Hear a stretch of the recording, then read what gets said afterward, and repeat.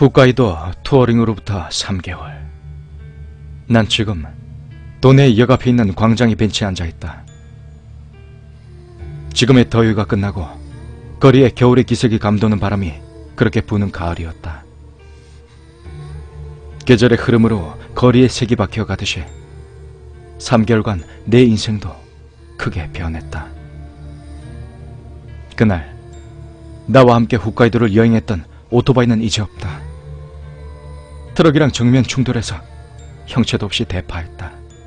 난 그 사고로 왼 다리와 왼 팔, 왼쪽 쇄골과 늑골 4개가 골절되는 중상을 입었다. 전치 5개월이었다. 살았다는 건 고마운 일이지만 회사에서는 전치 5개월의 환자는 불필요하다고 그렇게 서류 한 장으로 날 해고했다. 덕분에 오토바이도 잃고 직장도 잃고 남은 건 얼마 있지도 않은 저금과 만신창이가 된 몸뿐. 다행히 후유증 없이 회복할 것 같은 느낌이지만 왼팔의 회복이 묘하게 늦다. 왼다리, 늑골, 쇄골은 이미 대부분 낫고 있는데 왼팔은 아직 부러진 채로 있다. 의사도 이상해했다. 나도 그렇게 생각한다. 그때 난 어째서 사고를 일으켰던 건지 도무지 기억나지 않는다. 의사는 사고의 충격으로 인한 일시적인 기억장애라고 했다. 하지만 지금은 그런 건 아무래도 좋다. 난 완전히 사회로부터 일탈하고 있었다. 가령 상처가 치유된다 해도 난 돌아가야 할 직장이 없다. 난 완전히 살아갈 자신을 잃고 있었다. 이대로 난 사회의 부적합자가 되고 마른 잎이 썩어 허무하게 죽게 되는 건 아닐까? 그런 것들만 생각하고 있었다.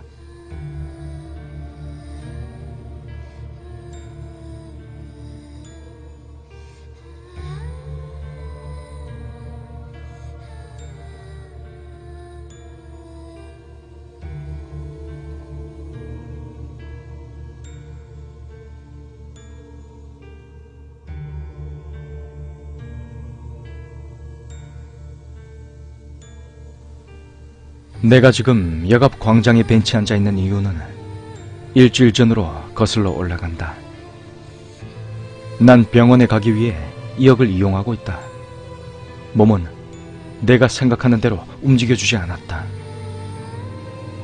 갑작스런 사람의 물결 속에서 발이 멈춰버려 바닥으로 고꾸라졌다. 그때 날 도와준 사람은 단 한 사람도 없었다. 아주 잠깐 내 쪽을 쳐다만 보고는 모두 그냥 지나가 버린다.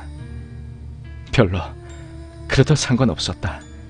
도와주기를 바라지 않았다. 질투하는 마음이나 원망스러운 마음은 없다. 그저 자신이 비참해 견딜 수가 없었다. 약하다는 것은 고독하고 비참한 감정을 끌어낸다. 매일 울고 싶은 마음이었다. 역전 광장의 벤치에 앉아 난 쉬고 있었다. 사람들의 흐름을 보고 있으니 난 평범했던 일상을 떠올리고 있었다. 그때로 돌아가고 싶어. 예전으로 돌아간다면 얼마나 좋을까. 갑자기 젊은 남자가 내 옆에 앉았다. 그리고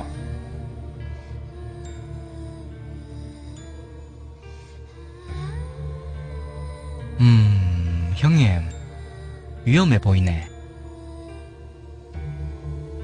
젊은 남자가 나에게 말을 걸었다. 난 대꾸하지 않은 채 사람들을 보고 있었다.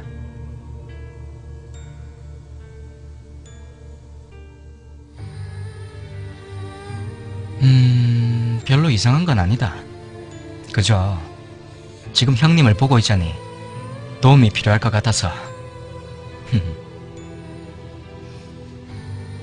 도움? 도움 같은 거 필요 없어. 몸이 나오면 난 저력으로 살아갈 수 있다고. 그러자 젊은 남자는 한숨을 쉬듯이 담배 연기를 뱉어냈다.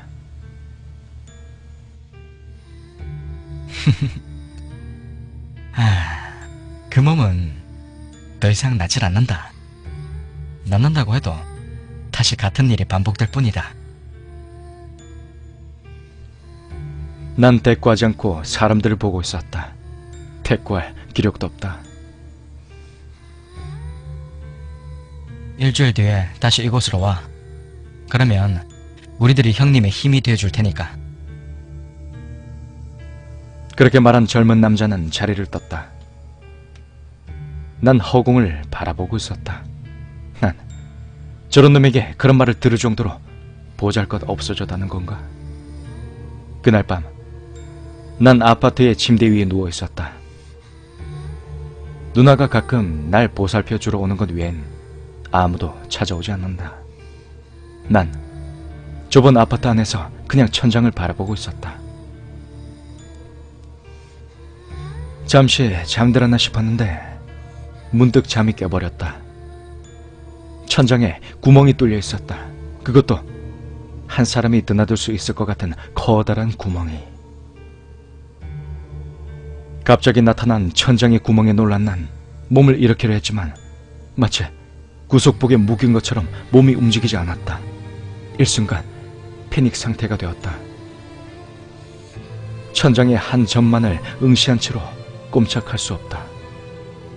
어떻게든 몸을 움직이려고 발버둥치는 내 귓가에 무언가 질질 끄는 소리가 들렸다. 소리가 나는 곳은 천장의 구멍 안. 전신에 경계 신호가 흐르기 시작했다. 위험한 기운이 천장의 구멍 안으로부터 가득 차서 넘치고 있었다. 난 눈을 감았다. 이건 꿈이라고 스스로를 다독였다. 일어나자. 일어나자. 일어나자. 필사적으로 빌었다.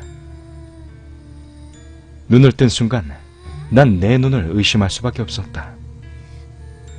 훅과이도에서 만났던 그 여자가 천장의 구멍 안에 있었다. 심장이 터질 듯 세차게 뛰기 시작했다. 여자는 입을 다문 채 날 보고 있었다. 꼼짝도 할 수 없는 난 그저 떨고 있을 뿐. 여자의 입이 우물우물 기묘하게 움직이기 시작했다. 마치 껌을 씹는 듯 하더니 여자의 입에서 천천히 피가 흘러내렸다. 그 피가 방울이 되고 내 얼굴에 달라붙었다.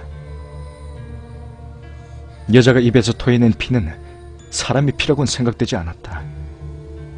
무지 차가웠다.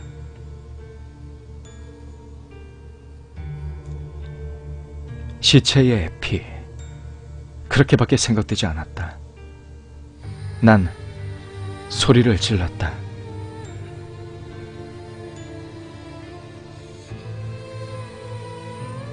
마음속에서부터 소리를 외쳤다. 도움을 바라듯 그렇게 소리를 질렀다. 그러자 여자는 구멍에서 기듯이 몸을 끌어내더니 그대로 천장에서 떨어졌다. 심장이 멎을 듯했다. 떨어진 여자는 천장에 매달리듯 목을 매달고 있었다. 차가울 정도로 무표정인 얼굴로 나를 내려다보고 있었다.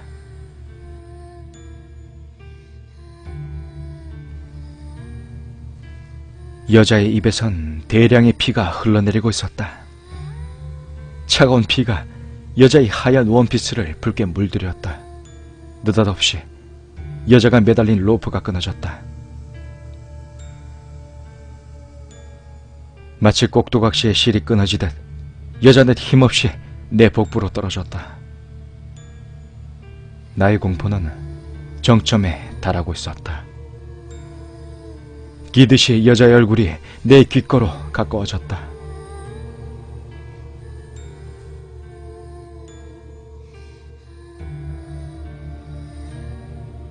이제 넌 내 거야. 그렇게 말하면서 여자 내 몸을 만지작거린다. 이 공포스러움에 눈물이 멈추지 않았다. 용서해줘. 용서해줘. 누가 좀 도와줘. 간절히 원할 수밖에 할 수 있는 게 없었다. 여자는 내 입에서 억지로 쑤셔 넣는 듯한 불쾌한 키스를 했다. 난 흐느끼며 절규했다. 그 찰나 그 여자가 사라졌다. 난 뱃속에 남아있던 모든 것을 토해냈다.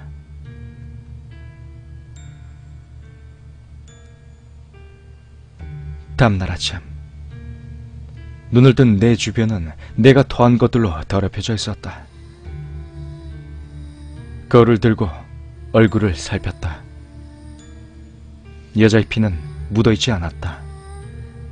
침대 주위에도 여자의 피라고는 없었다. 천장에도 구멍은 없다. 그저 내 토사물이 여기저기 묻어있을 뿐.